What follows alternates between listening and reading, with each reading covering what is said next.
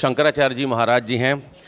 महाराज जी, इटावा की घटना पर आपने तमाम चैनलों पर तमाम लोगों को अपने इंटरव्यू में कहा कि भागवत कथा कहने का अपना एक तरीका है, शास्त्रीय परंपरा है, लेकिन जब उसको एक बड़े नेता बाकायदे इस पर कॉन्फ्रेंस करते हैं तो धर्म और राजनीति दोनों को साथ मिलाने की एक कोशिश हो रही है, इस पर कन्फ्लिक्ट चल रहा, सियासत भी हो रही है।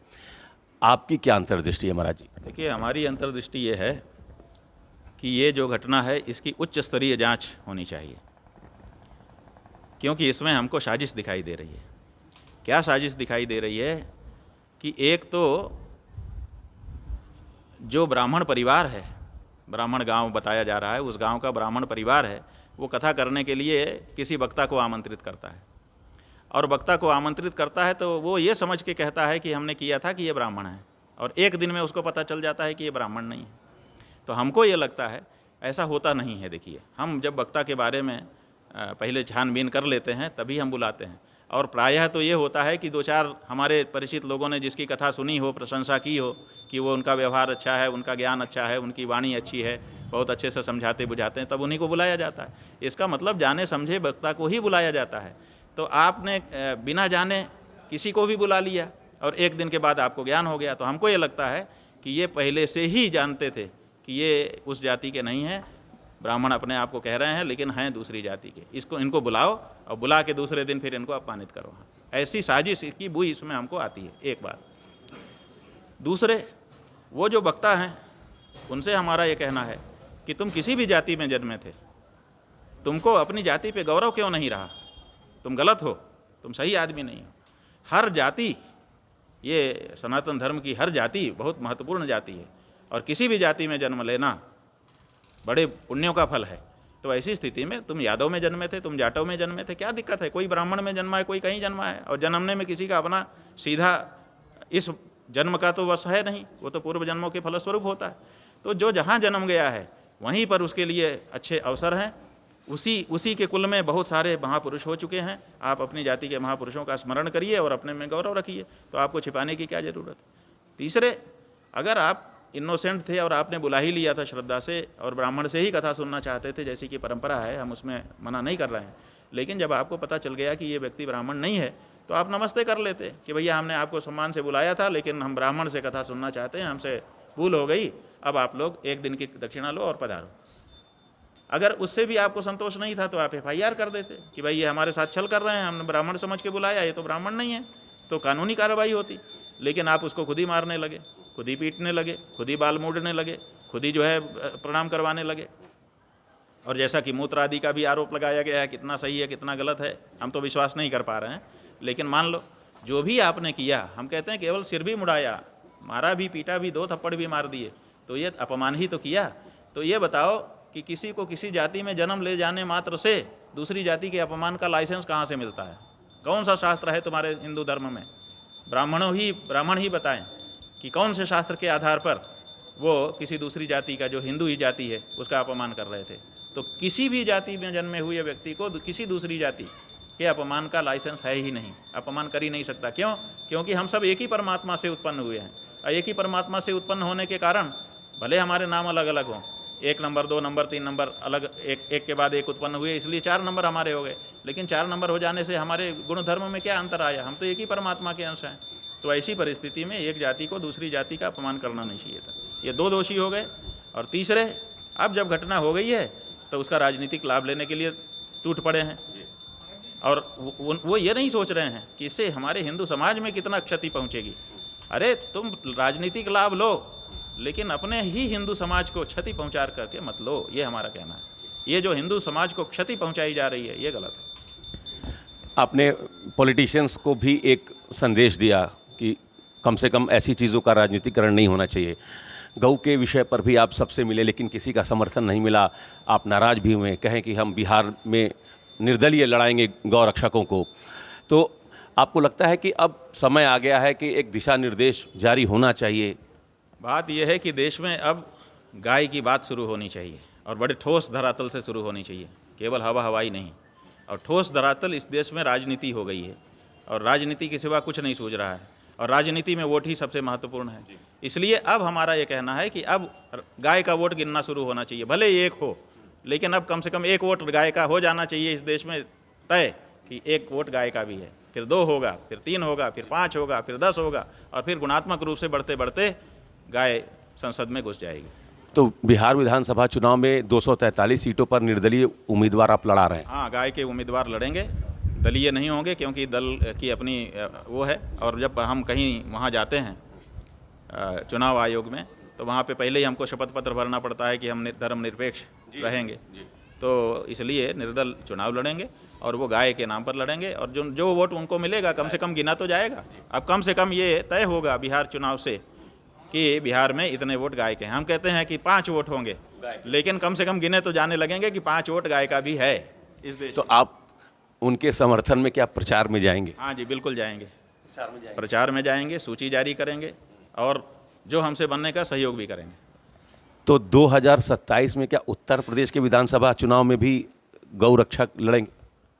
हम कह रहे हैं ना कि जो चुनाव आएंगे उसमें गाय का प्रत्याशी खड़ा होगा। क्यों खड़ा होगा? उसकी भी मजबूरी है, क्योंकि हम लोगों ने गौ मतदाता शपथ करवा दिए हैं, बहुत सारे लोगों को शपथ करवा दी है कि आप गाय के प्रत्याशी को ही वोट देंगे। अब जब चुनाव होता है तो वो लोग हमसे पूछते हैं कि हम किसको वोट दें, गाय के लिए कौन खड़ा है। तो ऐसे में जो गौ मतदाता हैं वो वोट किसको दे सकेंगे? तो गाय का प्रत्याशी खड़े होना पड़ेगा ताकि उसको वोट दे सकें। तो ऐसे में तो उत्तर प्रदेश में तो संकट आ जाएगा, चूँकि जो मंदिरों की बात कर रहे हैं लोग, जो 500 साल के बाद अयोध्या में मंदिर बनाए, उस पार्टी के खिलाफ अगर गौ रक्षक लड़ेंगे तो एक मैसेज तो महाराज जी ये भी जाएगा ना कि गौ रक्षकों की वजह से हिंदू वोट बट रही है, तो संकट रहेगा। देखिए, बात यह है कि मंदिर बनाने वाला केवल मंदिर बनाने वाला होना चाहिए, वो मंदिर तोड़ने वाला नहीं होना चाहिए। अगर तोड़ने वाला भी है और बनाने वाला भी है तो फिर वो प्रशंसा का पात्र नहीं है। आप देखिए, काशी में विश्वनाथ कॉरिडोर बनाया, मंदिर तो कोई नहीं बनाया, विश्वनाथ मंदिर पहले से बना था, लेकिन वहीं अभिमुक्तेश्वर मंदिर बना हुआ था। विश्वनाथ जी के ठीक आग्नेय कोण में अभिमुक्तेश्वर थे। पहला भोग उनको लगता था तब विश्वनाथ को लगता था, क्योंकि वो उनके गुरु माने जाते थे। और काशी में अभिमुक्तेश्वर का मतलब है, जब काशी में एक बार भगवान शिव छोड़ करके चले गए थे तब अपना शिवलिंग वहाँ रखे गए थे। पहला शिवलिंग है वो संसार का, जिसको अभिमुक्त क्षेत्र कहते हैं ना, कि नहीं छोड़ा। तो जैसे कोई सीट से उठ के चला जाता है तो अपना कुछ रख के चला जाता है, निशानी कि हम हैं यहाँ, उसी तरह से भगवान वो लिंग रख करके गए थे, स्वयं चले गए थे। इसीलिए वो लिंग पहला लिंग हुआ संसार का। वो पहला लिंग अभिमुक्तेश्वर जो काशी विश्वनाथ जी के ठीक बगल में विद्यमान था और पहला भोग उनको लगता था, उस मंदिर को तो तोड़ दिया। तो आपकी नज़र में ये मंदिर बनाने वाले हो सकते हैं, हमारी नज़र में ये मंदिर तोड़ने वाले। और जहाँ तक अयोध्या की बात कर रहे हो, अयोध्या में इन्होंने बनाया, लेकिन वो बनाया नहीं, वो पहले ही से था। इन्होंने बनाया तो नहीं, जो पुराना था उसको तोड़ा, तोड़ करके रामलला की मूर्ति को गायब किया। आज तो दूसरी मूर्ति वहाँ पर है, और अब तो नई ही बन गई। जो मूर्ति 20 साल तक टेंट में रही उसको भी मालखाना में जमा कर रहे थे, हमने ऐतराज़ किया, तब वो मूर्ति वहाँ रखी गई है। और इन्होंने वहाँ पर सीता जी की रसोई तोड़ दी। आप बताइए, राम जी प्रसन्न होंगे? राम जिसको अपनी आत्मा समझते थे, तत्व प्रेम कर मम ऋतोरा, जानई प्रिया एक मन मोरा, सो मन सदा रहत तो ही पाही, जानु प्रीति रस इतने ही माही। जब हनुमान जी को उन्होंने भेजा तो रघुपति कर संदेश सुनो न जननी अब धीर धरी। हनुमान जी ने सीता जी को अशोक वाटिका में भगवान का संदेश सुनाया, और वो संदेश क्या था कि मेरा मन सदा तुम्हारे पास रहता है, मेरे पास मेरा मन है ही नहीं। इतना प्रेम भगवान श्री राम ने जिस माता जानकी के लिए प्रकट किया हो, उस जानकी की रसोई को तोड़ करके उखाड़ के फेंक दिया। जिस राम की बल्दियत दशरथ जी थे, उन दशरथ जी का कूप था वहां पर, उस दशरथ जी के कूप को सुप्रीम कोर्ट की गाइडलाइन होने पर कि कोई कुआं भाटा नहीं जा सकता, इन्होंने पाट दिया। आप इनको मंदिर बनाने वाला कहो, हम तो नहीं कह सकते, इसलिए हम तो मंदिर तोड़क के रूप में ही जानते हैं इनको। 27 में गौरक्षक लड़ेंगे इनसे? भाई क्यों नहीं लड़ेंगे? हम सनातन हम चाहते हैं। देखिए, सच बात है, हम तो कोई छुपा के बात करते नहीं। सच बात यह है कि इस देश में सबसे ज़्यादा निवासी सनातनी हैं, सनातन विचारधारा के हैं। ये राजनीतिक हिंदू अलग हैं, यहाँ ज़्यादा राजनीतिक हिंदू नहीं हैं, यहाँ सनातन धर्म का पालन करने वाले हिंदू ज़्यादा हैं। उस देश में जिसमें बहुसंख्यक सनातनी हो, उसमें सनातनी राजनीति ही नहीं है। इसलिए हम ये चाहते हैं कि देश में सनातन धर्म के लोग राजनीति में आएँ, ताकि वो वहाँ रहेंगे तो सनातन धर्म की बात करेंगे। आज की तारीख में विधानसभाओं में और संसद में कोई सनातनी बात कहने वाला है व्यक्ति नहीं है। एक आखिरी सवाल महाराज जी, आज 50 साल हो गए इमरजेंसी को और बीजेपी इसको बड़े जोर शोर से इसका प्रचार कर रही है। शंकराचार्य जी महाराज इमरजेंसी को कैसे याद करते हैं? देखिए, वो जो इमरजेंसी थी उस समय तो हम बहुत छोटे थे, हालांकि हमको याद है, लेकिन छोटे थे, ज़्यादा समझ में नहीं आया। केवल इतना समझ में आया था कि जब संजय गांधी ने नसबंदी शुरू कर दी, वही इमरजेंसी के आगे पीछे की बात थी।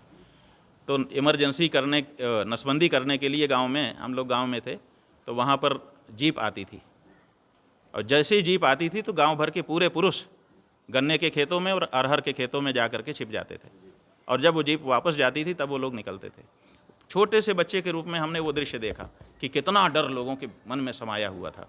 ठीक है, तो उसके बाद फिर हम थोड़े से बड़े होने लगे, उसके बाद हमने देखा कि किसी के मन में कोई डर ही नहीं है, लोग बड़े आराम से रह रहे हैं, जिसको जो मन में आ रहा है कह रहे हैं, राष्ट्रपति को भी कह देते हैं, प्रधानमंत्री को भी कह दे रहे हैं। डीएम एसएसपी आते थे, हम लोग जगह जगह देते थे, तो लोग धरना प्रदर्शन करते थे, वहाँ डीएम आके बैठता था, उसको डांटते थे लोग। हमने वो दृश्य भी देखे कि सबके मन से डर हट गया। और फिर हमने एक दृश्य वो भी देखा कि पूरा देश सन्नाटा छा गया, कोई कुछ नहीं बोल सकता। इमरजेंसी तो लागू नहीं है पिछले 10-11 साल से, लेकिन आप बताओ किसी को बोलने की अनुमति है? यही बनारस है। श्याम देव राय चौधरी अब नहीं रहे।